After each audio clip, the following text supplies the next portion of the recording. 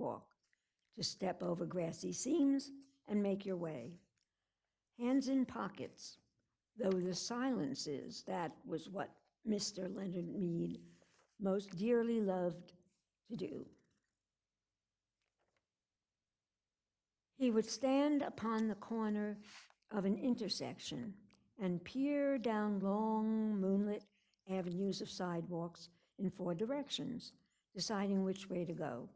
But it really made no difference. He was alone in this world of AD 2053, or as good as alone. And with a final decision made, a path selected, he would stride off, sending patterns of frosty air before him like the smoke of a cigar. Sometimes he would walk for hours and miles and return only at midnight to his house. And on his way, he would see the cottages and homes with their dark windows, and it was not unequal to walking through a graveyard where only the faintest glimmers of firefly light appeared in flickers behind the windows.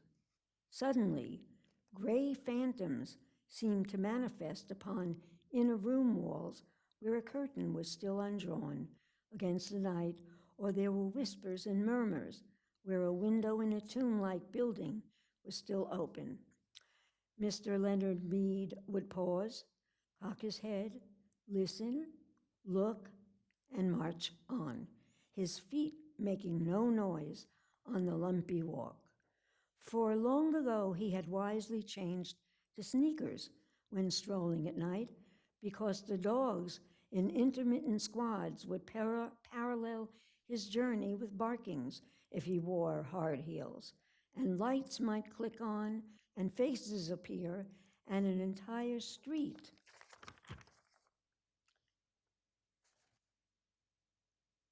passing of a lone figure, himself, in the early November evening.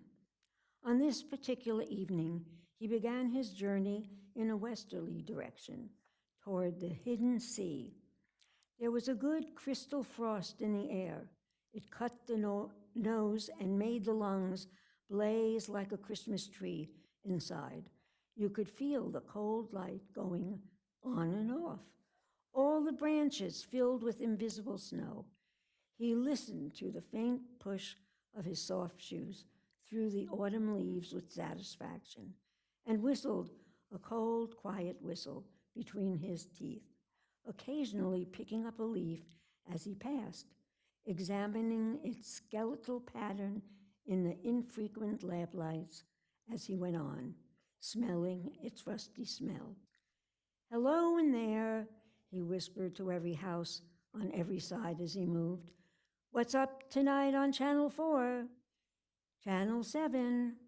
Channel 9? Where are the cowboys rushing? And do I see the United States cavalry over the next hill to the rescue?" The street was silent and long and empty, with only his shadow moving like the shadow of a hawk in mid-country. If he closed his eyes and stood very still, frozen, he could imagine himself upon the center of a plain, a wintry, windless Arizona desert with no house in 1,000 miles and only dry riverbeds, the streets for company. "What is it now?" he asked the houses, noticing his wrist watch. 8:30 p.m., time for a dozen assorted murders. A quiz, a review, a comedian falling off the stage. Was that a murmur of laughter from within the moon-white house? He hesitated, but went on where nothing happened. He stumbled over a particularly uneven section of sidewalk. The cement was vanishing under flowers and grass. In 10 years of walking by night or day for thousands of miles, he had never met another person walking, not once in all that time. He came to a clover-leaf intersection which stood silent, where 2 main highways crossed the town. During the day, it was a thunderous surge of cars, the gas stations open, a great insect rustling, and a ceaseless jockeying for position as the scarab beetles, a faint incense puttering from their exhausts, skimmed homeward to the far directions. But now these highways, too, were like streams in a dry season, all stone and bed and moon radiance. He turned back on a side street, circling around toward his home.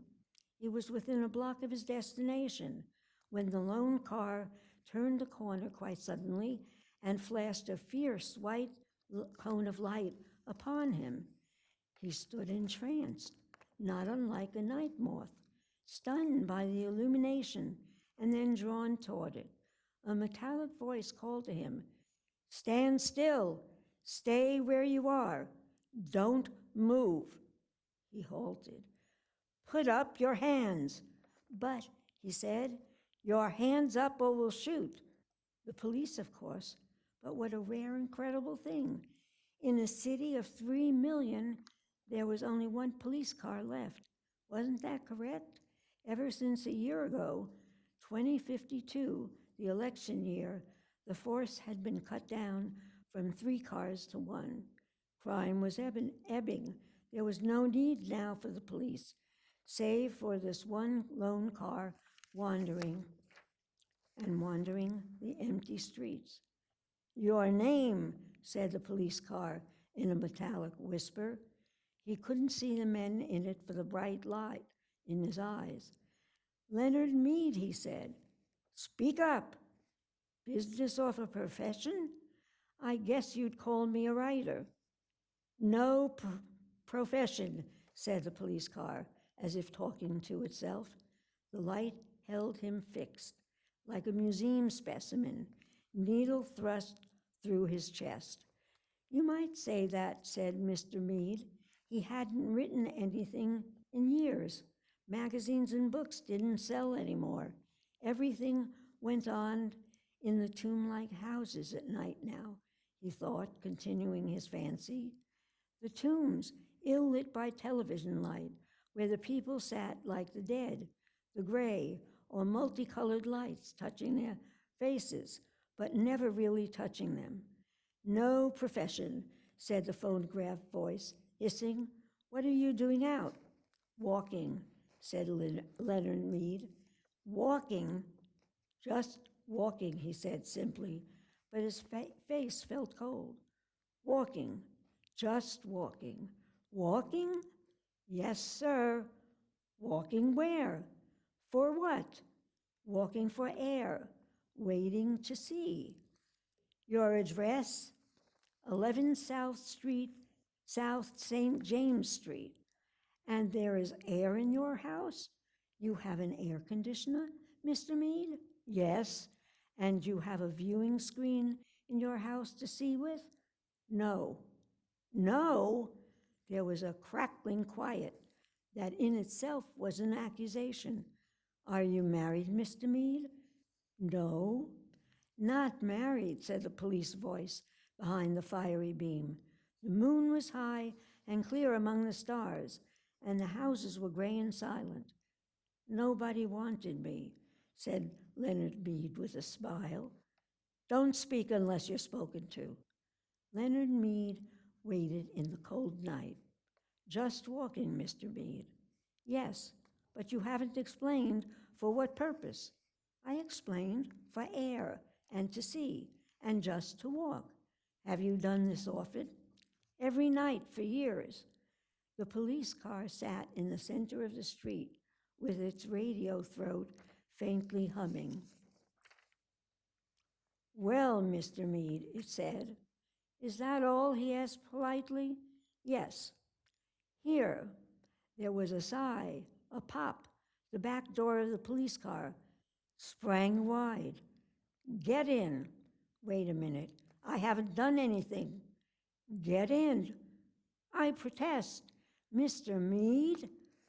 He walked like a man suddenly drunk. As he passed the front window of the car, he looked in. As he had expected, there was no one in the front seat. No one in the car at all. "Get in."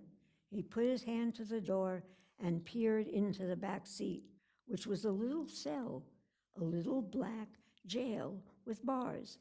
It smelled of riveted steel. It smelled of harsh antiseptic.